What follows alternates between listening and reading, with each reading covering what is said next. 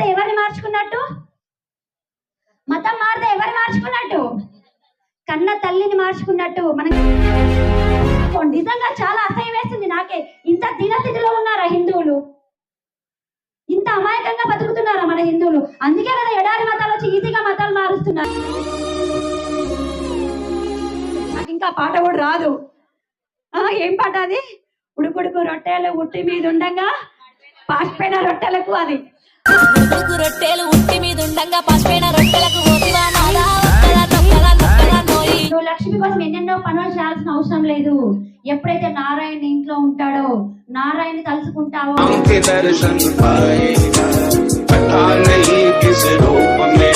తాగుడు మానేస్తే చాలు.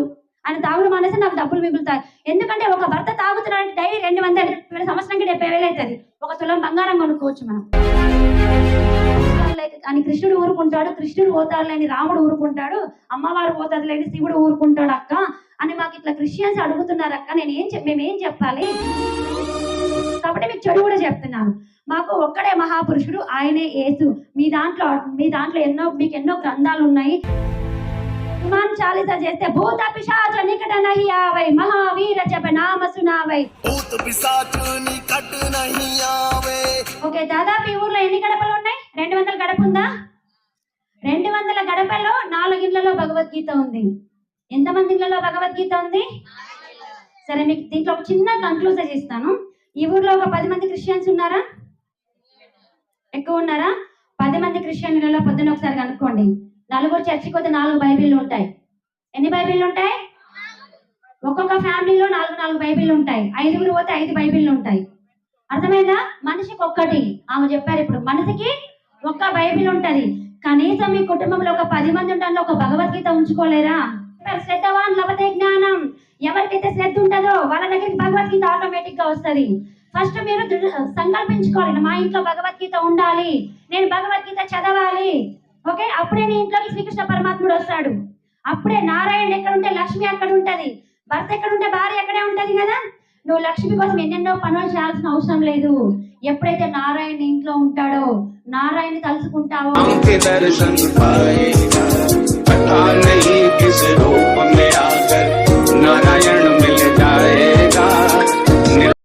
అప్పుడు ఆటోమేటిక్ గా ఇంట్లోకి ఏమొస్తుంది? లక్ష్మి వచ్చేస్తుంది. ఆ ఇంటింటికి తిరిగినప్పుడు నాతో పాటు కొందరు మహిళామూర్తులు వచ్చారు. నిజంగా వాళ్ళందరికీ నేను నమస్కారాలు తెలుపుకుంటున్నాను. ఎందుకంటే నాతో పాటు మా సార్ ఉన్నారు, ఇంకా 2 వాళ్ళు ఉన్నారు. మనతో పాటు అన్నలు చాలా మంది రాలేకపోయారు. వాళ్ళు పనుల్లో ఉన్నారో ఏమో నాకు తెలియదు. కానీ నాకు ఇక్కడ తెలిసిన విషయం ఏంటంటే, నేను చాలా ఊర్లో వెళ్తూ ఉంటాను. అక్కడ మగవాళ్ళది ఎక్కువ కనిపిస్తూ ఉంటుంది. నాకు జై శ్రీరామ్ అని కానీ ఎక్కువ సభలకు రావడం కానీ జరుగుతూ ఉంటుంది. కానీ ఈ ఊర్లో నాకు వచ్చిన సంతోషం, నిజంగా చాలా సంతోషించే విషయం ఏంటంటే, ప్రతి మహిళామూర్తి ఒక హిందుత్వవాదిగా ఉంది. ప్రతి మహిళామూర్తి, ప్రతి ఆడవాళ్ళు ఎలా ఉన్నారు? కట్టర్ హిందువులా ఉన్నారు. ఎందుకంటే ఇక్కడ చూస్తున్న ఆడవాళ్ళని చూస్తే నేను నిజంగా చాలా గర్వపడుతున్నాను. నేనే ఉన్నానేమో అనుకున్నాను. నన్ను మించి ఉన్నారు ఇక్కడ, నన్ను మించి హిందుత్వవాదులుగా ఉన్నారు. నిజంగా మీ ఊరు ఇలా ఉంది అంటే కారణం మీరే తల్లులు. నిజంగా మీరు ఇలా ఉన్నారు కాబట్టి ఇంకా మీ ఊరు మొత్తం మత మార్పిడికి గురి కాలేదు. అర్థమైందా? చాలా మంది మత మార్పులకి ఎలా గురి అవుతున్నారంటే, ఆడవాళ్ళని ఫస్ట్ ఏం చేస్తున్నారు? నీ మొగుడు తాగుతున్నాడా చెప్పు, నీ మొగుడు తాగాలంటే నా దగ్గర కొబ్బరి నూనె ఉంది, దాని వలన నీ మొగుడు తాగుడు మానేస్తాడు. మనం ఏం చేస్తాం? అబ్బా నా మొగుడు తాగుడు మానేస్తే చాలు, ఆయన తాగుడు మానేస్తే నాకు డబ్బులు మిగులుతాయి. ఎందుకంటే ఒక భర్త తాగుతున్నాడంటే డైలీ 200, సంవత్సరానికి 70,000 అవుతుంది. ఒక తులం బంగారం కొనుక్కోవచ్చు మనం. కొనుక్కోవచ్చా లేదా మన తులం బంగారం? తులం బంగారం ఇప్పుడు 80,000 అయింది ఇంకా. కాబట్టి అందులోకి వెళ్తే మా ఆయన తాగడు అన్న ఒక భ్రమలో ఉంటారు. నిజంగా చెప్పాలంటే తాగేవాళ్ళు అందులో ఉన్న తాగుతారు, ఇందులో ఉన్న తాగుతారు. వాళ్ళ మనసుకు అనిపించాలి నేను తాగుడు మానేయాలి చేసుకుంటా. కానీ వారానికి ఒక్కసారి ఎవరో వచ్చి ఎక్కడి నుంచి వచ్చి మిమ్మల్ని జాగృత పరచాల్సిన అవసరం లేదు. మన ఊర్లో మనమే జాగృతం అవ్వాలి, మనకు మనమే హిందువుల ఐక్యత ఉండాలి. అప్పుడు ఎన్ని మతాలు వచ్చినా, ఎన్ని ఎడారి మతాలు, ఎన్ని పాషాండ మతాలు వచ్చినా మనం మతం మారం. భగవద్గీత ఎవరైతే చదువుతారో వాళ్ళు మతం మారరు తల్లి. మతం మారితే ఎవరిని మార్చుకున్నట్టు? మతం మారితే ఎవరు మార్చుకున్నట్టు? కన్న తల్లిని మార్చుకున్నట్టు. మనం కన్న తల్లిని మార్చుకుంటామా? ఎన్ని తిట్టినా కొట్టినా మన అమ్మ మనకే. కాబట్టి నేనేం చెప్తున్నానంటే, ఇప్పుడు ఒక అమ్మాయి నాకు ఒకటి అడిగింది, అక్క మీకు ఏమో ఇంతమంది దేవుళ్ళు ఉన్నారు అని ఒక ఆమె అడిగింది. మాకైతే ఒక్కడే దేవుడు. నేను విలువంగానే ఏమన్నది, పట్టును ఉరుక్కుంటా వచ్చేస్తాడు మా దేవుడు. మీ దేవుడిని పిలిస్తే రాముడు, కృష్ణుడు, అమ్మవారి శివుడు ఉన్నాడు.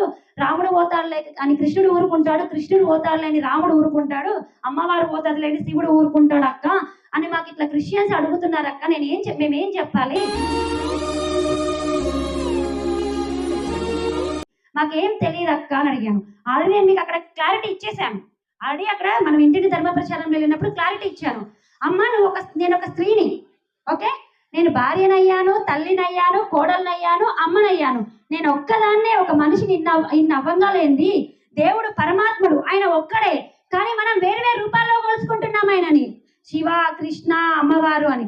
మన పరమాత్ముడు ఒక్కడే, కానీ మనం వేరు వేరు పేర్లతో వాళ్ళని పిలుచుకుంటున్నాము. ఇప్పుడు నేను చెప్పాను, నేను సుధా ఒక్కదాన్నే, కానీ మా ఆయనకు భార్యను కూడా అయ్యాను, మా కొడుకులకి తల్లిని అయ్యాను, ఓకే. మీకేమయ్యాను? అక్కనో చెల్లినో అయ్యాను, మా అమ్మ కూతురుని అయ్యాను.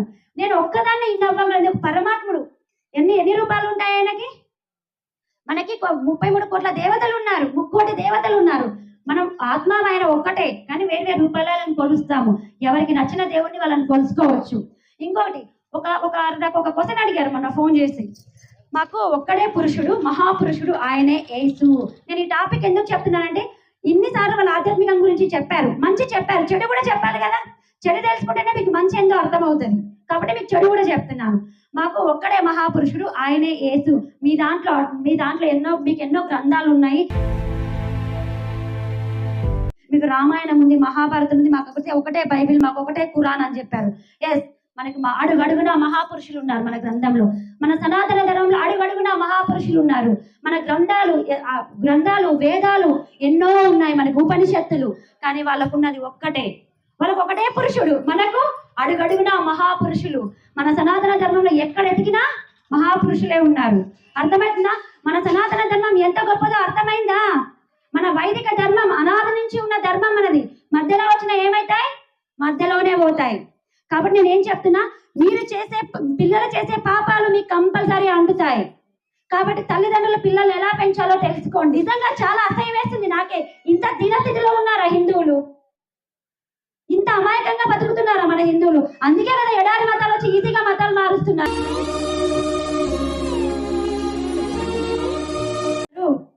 భగవద్గీత అంటే తెలియని వాళ్ళని ఎవరైనా మతం మారుస్తారు.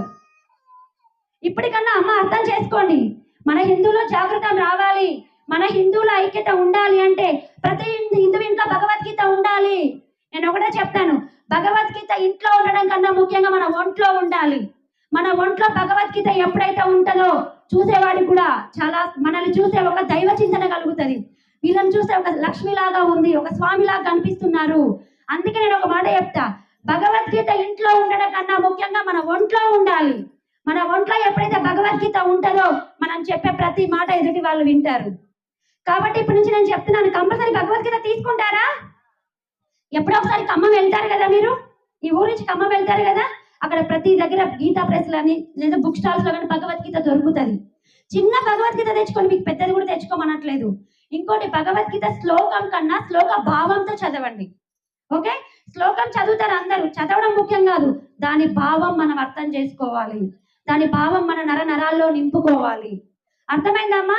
అయితే అన్నలు ఇప్పటి నుంచి చెప్తున్నాను, మీరు కూడా హిందూ జాగృతం కోసం కృషి చేయండి. ఎలా అయితే మా మహిళా మూర్తులు అందరూ ఎంత కృషి చేశారు, నాకు ఎంత సపోర్ట్గా ఇక్కడ నిలిచారు. ఈ ఊర్లో ప్రతి మహిళా మూర్తులు ఒక ఆది పరాశక్తుల్లాగా ఉన్నారు ఇక్కడ. నిజంగా మన అన్నల కన్నా, మీరేమనుకోకండి, అన్నల కన్నా ఇక్కడ అమ్మలు ఎక్కువ ఇంట్రెస్ట్గా ఉన్నారు హిందుత్వం గురించి. అందరు యూట్యూబ్ చూస్తారా? యూట్యూబ్ లో ఏం చూస్తారు? రీల్స్ చూస్తారా? రీల్స్ చూస్తారా? ఇప్పుడు ఇలాగ ఒక పాట పాడాడు శేఖర్, నాకు ఇంకా పాట కూడా రాదు. ఏం పాట అది?